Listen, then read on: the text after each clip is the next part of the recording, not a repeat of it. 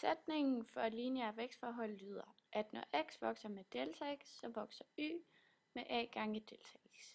Det vil vi gerne bevise. Følgende udtryk x plus delta x sætter vi ind på x's plads i funktionsforskriften for en lineær funktion. Så trækker vi f af x fra f af x plus delta x for at finde, hvad y er, når x vokser med en delta x. Når vi gør noget på den ene side af ligningen, så gør vi det også på den anden side. Altså kommer det til at hedde f af x plus delta x minus f af x er lige med a gange x plus delta x plus b minus a gange x plus b.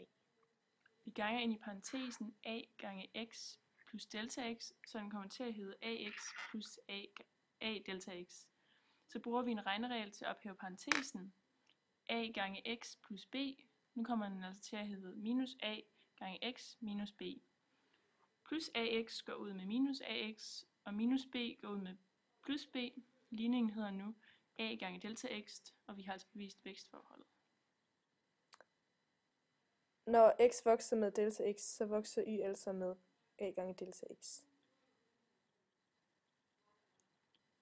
Der er et specialtilfælde, som lyder, at når delta x den er 1, så vokser y med a gange 1, og altså bare med a. Og det er sådan, fordi at når noget gange 1, det er jo så bare sig selv.